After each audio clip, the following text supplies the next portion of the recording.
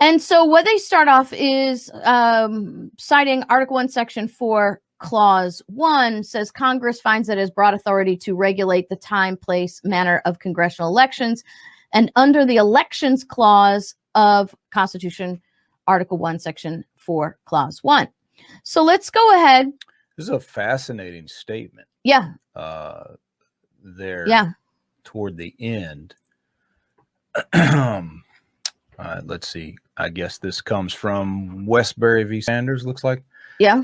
I mean, just to think about this, Congress has plenary and paramount jurisdiction over the whole subject of congressional elections. Congressional elections. So Congress has complete power over Congress's elections. I have complete power over my own election. Over my election, this is what the Supreme Court is saying. This power and may be exercised as and when Congress sees fit, and so far as it extends and conflicts with the regulations of the states, supersedes them. So Congress has total authority over its own elections whenever it sees fit, and it overrules the states in every aspect. Now watch this. That's amazing statement. Look at this statement, though. Among other things, Congress finds that the election clause was intended to, quote, vindicate the people's rights to equality of representation in the House. Congress finds that, not the Supreme Court. Congress finds that the elections clause. So let's look at the elections clause and see what that says, because the elections clause does give Congress some control. But the question is, what kind of control does Congress have? So the time, place, and manner of holding elections for senators and representatives shall be prescribed in each state by the legislature thereof. But the Congress may at any time, by law, make or alter such regulations, except, and the excepts are very interesting, JC, except as to the places of choosing senators.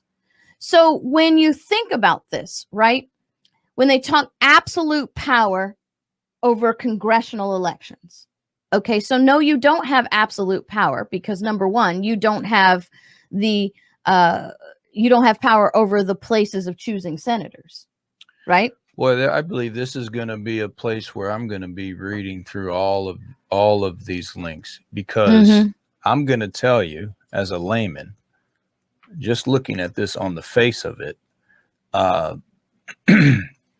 this is a very seemingly contradictory statement that the framers have put in here in our Constitution. I mean, it seems to immediately contradict the first clause. The second clause contradicts the first clause. And then says, because you have the three things at the beginning: time, places, manner shall be determined by the state, but the Congress can alter them at any time, except for the places. That's mind-boggling. I'd love to walk through this entire debate, because that looks pretty lousy. Right? That does not seem well written or well thought out to me. Well, so what you have... Can you vindicate the founders here? Because I don't like this, just looking at it. What you have we found a flaw in our Constitution. What you have is an argument between the states and between control of the states and control of the people. Because remember, Congress... Controlled by the states and controlled by the people? The people, yes, because Congress is the people, right? And so what they're saying is, because the House of Representatives is the representatives of the people, right? So the House of Representatives is the representative of the people. So if the states are creating a time, place, and manner of holding elections that is incongruent with the choice of the people, the ability of the people to elect their congressmen, then this is, I mean, it's really, it's more complicated than that, but I'm just trying to, wrap it up for you. Now remember, except as the places of choosing the senators. Why? Because how are the senators chosen?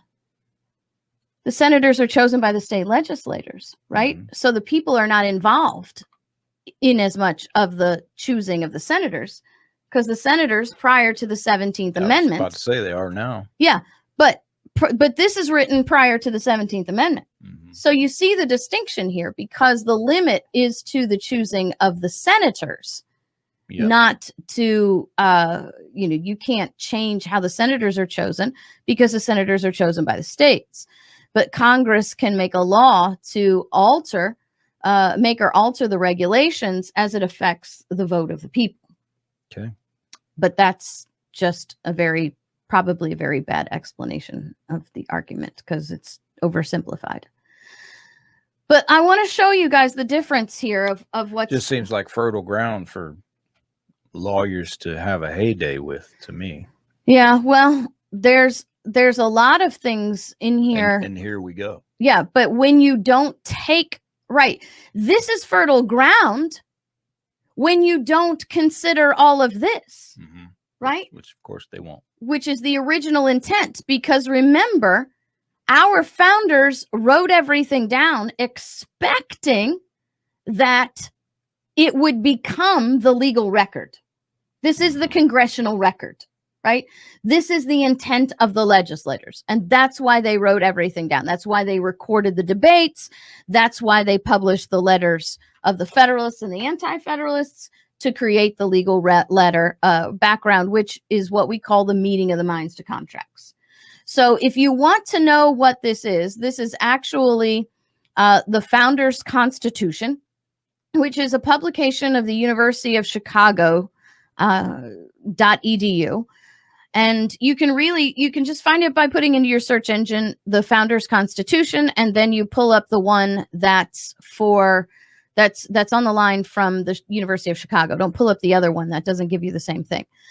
And it outlines the Constitution on the articles, the sections, and the clauses. And then when you click on one, like this is Article 1, Section 4, Clause 1, then you get all of the writings that our founders made about this. Now, what's interesting about this, JC, is that in the Founders Constitution,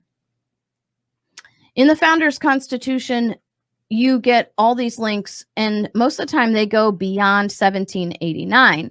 And then I always tell my students that the further away you get from 1789, the less reliable your sources are, mm-hmm. because then you get all of the kind of craziness about, hey, look, this is what we think, this is how we're redefining all of this is what we're doing. And you get Joseph Story's corruption and all that stuff. So I always tell my students, read the stuff from 1789 and backwards, but don't read the stuff after 1831. Don't read the stuff after 1831 as authority. You can read the stuff after 1831 to know where we are and how it contradicts to this. But as you're starting and you're looking to learn the authority of the Constitution, remember, you don't learn a counterfeit by looking at counterfeits. You learn a counterfeit by knowing the original. So you've got to really study and know how the Constitution's supposed to work before you read 1831 forward, mm-hmm. because that's the wrong way. So do your studying 1831 backwards first till you get a good handle on what our founders actually meant, and then you can go forward and see where we went wrong, because that's a mess. And so one of the things that I wanted to show here is the idea that Congress can have power over all elections. Okay. But it can't. So on the federal ballots, right? On the elections for the federal ballots, the only thing that Congress has an authority over through the Constitution are the time, place, manner of congressional elections. That is not your sheriff. That is not your state legislator. That is not your state senator. That is not your governor. So under this act, JC, you have to have a separate ballot now. Because even though the law, HR1, claims that it has a power over this, I want you to see what the act really does. It asserts here at an authority over presidential elections. It asserts an authority on how people are required to show proof of identification to vote. And we're talking about all elections. So what our states need to be doing is creating separate ballots for state and local elections, and then separate ballots for Congress. So constitutionally speaking, the only authority Congress has over the election, according to the Constitution, is the election of Congress. So the only applicability that this act has is the election of your House members. That's it. They have no more authority. They can partially regulate senators, but that's really confusing though when you think about it now, the way the 17th Amendment has now come into play, because now you have a situation where Congress can't have anything to do with the place of choosing the senators. So if we're going to hold an election, they can't tell you where your polling places have to be if they want the senators to be involved in all of that. So the polling places have to be where the states say the polling places are going to be. Which, who cares? Well, it does when you think about the matter of the gerrymandering and the controlling of the polling in the underprivileged areas, the socioeconomic depressed areas. This is a big argument about where people are voting. It's kind of like where people go to school now. If you had a problem with people voting in areas because of they didn't have enough poll workers and the big long lines in the urban areas, shouldn't they be able to vote somewhere wherever they want to vote? Right? So that was one of the arguments. Shouldn't people be allowed to vote wherever they want to vote? Do they have to go to a specifically assigned place? Well, the question is, what all are they doing in this new massive law? Yeah. What are they suggesting they're going to do? Well, they are suggesting that they are going to get involved with the put it up here. So there's now the states and locals are going to require internet voter registration. Mm-hmm. We're going to require internet to update registration information. This is just in the internet section, right? You're going to provide election information by email to individuals registered to vote. Oh boy. You're going to require the only thing that someone has to show to vote is they have to be able to say the last 4 digits of their social security number. Mm-hmm. So no IDs, no driver's license, no address. You just have to stand there and recite the last 4 digits of your social security number.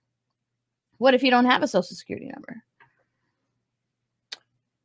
Then you don't vote. So what is section 1004? Clarification of requirement regarding necessary information to show eligibility to vote. Yeah. What is that information supposed to be? You have to go all the way. Well, does it take you? No, it's not a hyperlink. There you go. National Voter Registration Act is amended. So it's a requirement for state to register applicants providing necessary information to show eligibility to vote. So for purposes meeting the requirement of subsection A, that an eligible applicant is registered to vote in an election for a federal office. Notice how they keep saying federal office, because constitutionally, that's all they get. Constitutionally, all they get is Congress. They don't even get Senate, but within the deadlines required under such subsection, the state shall consider an application to have provided a valid voter registration form if the applicant has substantially completed the application form and attested to the statement. And in the case of an applicant who registers to vote online, because now we got the whole voter online thing, the applicant provides a signature and according to the subsection. Okay. I assume there is more content. Obviously, this is this is one you have to go section. You have to go back to 52 USC 205. This doesn't. I mean, this doesn't sound like it strengthens the integrity of a system. It sounds like it weakens it.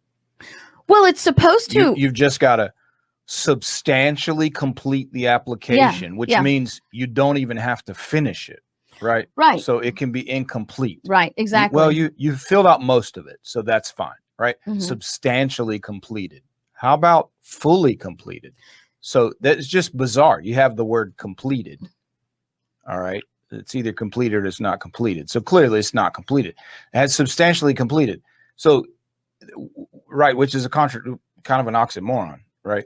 To say substantially indicates that it's incomplete. Do you want me to freeze or do you want me to get down on the ground? So what you're really saying, if the applicant has not completed the application form, that's what substantially completed means. It means incomplete. So if the applicant just has completed, not completed it, but I guess there's some threshold, like what is that? You have completed 51% of the form. Is that substantial? And then you say, yep, I filled that out. Most of that. Well, I'm just curious, and then JC. You have to sign it. Why would you think that this bill was supposed to be? No, I'm just. That's what they said. I'm just saying. Okay. You read the purposes, right? So they state the purposes. But we all know it. Yeah. I'm not talking about what we know or whatever. I'm talking about what they said. So I'm pointing out. Yeah. This is what they say they're doing. Apparently, it seems to me they're doing the opposite. Well, of course they're doing the opposite. When you're requiring someone to only stand before you and give the last 4 digits of your social security number, there's no ID requirement. You're not even allowed to ask for an ID. So prohibiting state from requiring applicants to provide more than the last 4 digits of their social security number. Meaning not 5 digits, not 6 digits, not 7 digits. So if you're requiring a social security number, I only have to give you 4. Mail-in voter registration. What? Yeah. Okay, same thing. Same thing. Okay. No more than 4 digits of the social security number. So I'm not sure how that helps voting. I don't get that. Well, it's supposedly protecting the voter, right? Well, your social security number, but I mean, okay, fine. What does that have to do? I mean, again, they said voter integrity, blah, blah, blah. How does this secure the vote? I'm still missing. I guess we have to dig through this massive bill to figure out how exactly are they helping and securing. But it's not about it's not about helping and securing, JC. What it's about is securing someone's ability to vote, right? It's about getting more people voting and making it easier to vote. That's what this is about. That's what they mean about securing voter. They're not talking about like we would talk about securing, about making sure that we have a forensic process to go through the ballots to make sure that, the ballots are sealed right and transported right. No. This is about making sure that that a maximum number of people can vote with the least amount of effort. The first part seems very dangerous to me, requiring the availability of internet voter registration, use of internet to update registration information, email, your drawing email into this. I mean, Yeah. email is, my goodness, is eminently hackable and unreliable. I mean, that's the email part of it. That sounds crazy. Right. Right. I don't know, that seems to open it up. I mean, we had all these allegations of, corrupted voter machines and software and all this sort of thing. And you start saying, well, you have to make this available on the internet. Before, I mean, if you're saying, okay, here's this central blockchain, unhackable system, whatever, but they're not going to have that. And you look how these government agencies run the vote as it is. And now you're going to say, well, you have to have the internet, and then they're going to scramble to come up with some system. I mean, my goodness, I look at Suwannee County, where we were registered. Madison, yeah. You go up to Suwannee County, Florida. You go to to their community voting internet site for the supervisor of elections. It's a disaster. Yeah, it has been for a very long time. And so, if that's an indication of now we're bringing the actual registration and sending information through the I think this email and letting someone update voter rolls over the internet, like come on, you got to be kidding me. I think this section tells us This is crazy. a lot about what we're talking about here. This section 1004. Remember, this is the section that the requirement for the state to register applicants providing necessary information to show eligibility to vote. What do they have to show to prove eligibility of vote?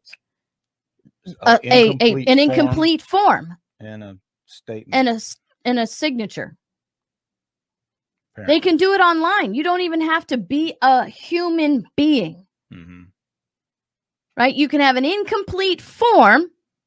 That's what it sounds like. With some digital signature on it. It's a valid registration form if it's substantially complete. Yes. It's crazy. Right. Here's the other thing that's really, really crazy. I have to go back up here to the thing so I can find the section because I highlighted it. So now, same day voter registration. Yeah. So now when you saw, when you saw the arguments about all the discrepancies in registrations and that sort of thing, to say it doesn't even have to be complete. Well, it's substantially complete. So somebody might point to, hey, this right here is a problem. We don't have indication of this information. Well, it's mostly complete. And so the law says you have to take it. That's going to be the new norm. How about automatic registration? Yeah. It's the motor voter Yep. auto registration. Yep. The term automatic registration means a system that registers an individual to vote in elections for federal office in a state, if eligible, by electronically transferring the information necessary for registration from government agencies to election officials of the state, so that unless the individual affirmatively declines to be registered, the individual will be registered to vote in such elections. So this is insane. Just to illustrate this. So the VA has a system. I forget what it's called. They have some system, whatever, and you sign up, and I guess it enables you to do whatever electronically. I believe I've been trying to register in that system for about 10 yees now. Every year, a couple times a year, for about 10 years, I try to register in this thing. I've been there too, JC. You say, what's the problem, JC? Why does it take you so long? So part of their verification system is automatic population of data attached to you that they populate from different agencies, blah, blah, blah. And so to register for this thing, they walk you through all this information. And it's like the credit check kind of. I don't know if you did like the credit thing, the various things, and they say, which of these 4 addresses did you live at? Okay, and it runs through all kind of what make and model of car did you own? Blah blah. I go through it all. Yeah, it's all wrong. Yeah, it's all wrong. No, I've never lived at any of those addresses. I've never owned any of those vehicles, and it's just information, like question after question after question, all wrong. Right. But guess what? No, I'm wrong. They're right. No, this is your information. Right. So you got to pick one. I don't know what, but so you have 10 questions or whatever. I'm supposed to randomly pick from false information that's supposed to be me. That's not me. So every, couple times a year, it's like, playing craps. And I'm just like, okay, maybe I lived at this address. Maybe I own that car. Maybe, this is my dad's name. I mean, none of it's me. It was automatically populated from God knows where of all these agencies. So this is what they're saying. Whatever information related to you automatically populated your register. Well, you go in and either way, this is me, this is not me. You go to vote, you can't vote, or somebody votes for you because it's somebody else's. I mean, how is that going to work? So I've already experienced the automatically populating your information from various agencies. Are you kidding me? If you don't have to complete the application, what information is actually necessary? Because if I can just write down somebody's name and not the address or whatever, or put in a fake address because I want to vote in this district, then what else? I I'm not allowed to put more than 4 digits of my social security number, which, by the way, the last 4 digits of your social security number is the thing that's floating around the internet that people can grab. Yeah. Right. So the last 4 digits is the only thing that you can see floating around the internet of your social security number, and that's the only thing that people you're not allowed to put down anymore, right? Right. Hey, you know what the other the other 6 digits are? No. Well, that's a good thing. You only need 4. Right. No, but I mean, so the information populated from government agencies is only as good as the government employee inputting the data in the first place, or the software writer, which in my the case, coder. I don't know who they got all this information from. None of it's me. I can't register. And now there's, with the VA system, there's certain things, they move in, like you can only do certain things electronically. If you need to do this, you need to do that. It makes a lot of stuff a hassle, education benefits, anything like that. You go somewhere, whatever. I can't get in it because I can't register because of the data automatically populated from government agencies. Yeah. Well, good news is, JC, it actually is. And no one can fix it. It is actually against the law to knowingly and willfully make a false statement to effectuate or perpetuate automatic voter registration. So, or to cast a ballot knowingly and willfully in violation of state law or the laws of the United States. It is against the law to do that. So pretty sure that's already stated in law somewhere. Unfortunately, no one enforces it because here's the thing: who's going to enforce all this? Right. The ones that are benefiting from that. It doesn't really matter what they write. Nobody's going to enforce it. Well, it goes through this whole thing of, it got this whole thing on corruption. But let me show you this. Each state. Oh, I hit the wrong button again. I hate when I do that. See the little share button and then I don't. Each state. Where am I? Each state shall permit any eligible individual on the day of a federal election or any day when voting, including early voting, is permitted by federal election to register to vote in such election at the polling place using a form that meets the requirements under Section 9B of the National Voter Registration Act of 1993, just so long as you're only substantially completing it. Did you say each state shall permit or prevent? Permit. Okay. Each state shall permit an eligible voter on the day of a federal election or on any day when voting, including early voting, is permitted for a federal election to register to vote in such election at the polling place. So essentially, all of the irregularities that happened this past election, they are Now legalized. They are,